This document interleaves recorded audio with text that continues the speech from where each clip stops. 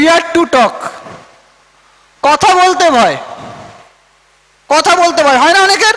কি বলতে যাব, কি হয়ে যাবে, কথাটা বলতে হবে। কারণ কথা বলাটার জন্য কি বিশাল কেউ কোনো রকম ফাইন করবে? করবে না তো। কথা বলাটার আমার নিজের মধ্যে প্রচণ্ড ভয় ছিল, এমন একটা কথা বলতে গেলে কি বলবো, কথা খুঁজে পেতাম না। এই বিজনেসটাতে কি করতে হয়, বিশাল কিছু টাকা দিতে হচ্ছে কি?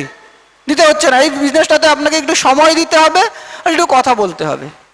সুতরাং এই ভয়টাকে ফার্স্ট কাটাতে হবে, ফিয়ার টু টক।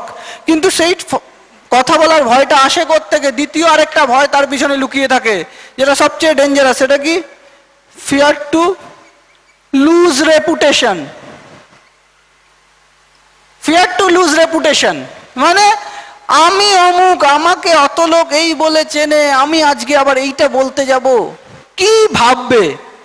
হয় না? পৃথ্বীরাজ দা একজন WBCS অফিসার, যে বছর পরীক্ষা দিয়েছিল 1,11,000 লোক